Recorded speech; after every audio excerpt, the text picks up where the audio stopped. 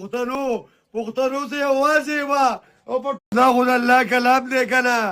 زموږ الله پاک وایي که دا قرآن پاک ما په دې غر نازل کړی وی دا غر به دړې ورېتلی وی خو زموږ مسلمانان چې کله د الله د کلام ویډیو وله ورشي اب پوره ګوریم نه پښتنو ته یوازې وه او په ټول پاکستان کې د الله کلام راغونډوم او بیا دوباره جوړوم بیا فی سبیل الله په مدرسو کې ورکوم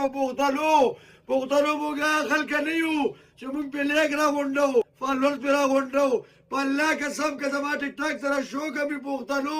خو پښتنو ډېر سخت بیمار یم د مرګ ژوند پته نه لګي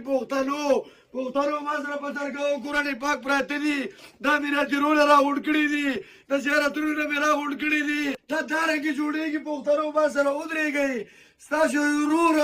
ستاسو ورور د الله د کلام خدمت کوي خو هغه ته د سپورټ ضرورت دی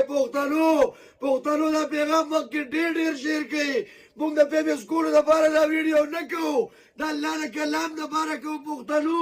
ما سره په ټرکونو قرآن پاک پراته دي که تاسو موږ سره دې کې یو قرآن پاک جوړ کړو نو ماته به سپورټ میلو شي پښتنو د شپې ډېر ناوخت هم دی ډېر شدید بیمار هم یم پښتنو دا پیغام مخکې ډېر شیر کوي چې دا زموږ مسلمانانو وروڼو ته ورسي او موږ سره یو د الله کلام جوړ کړي چې موږ فی سبیل الله په مدرسو کې ورکو پښتنو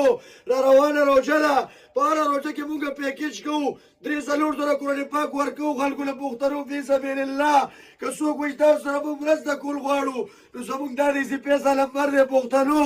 0319 93 91 399 پښتنو په دې واتساپ هم شته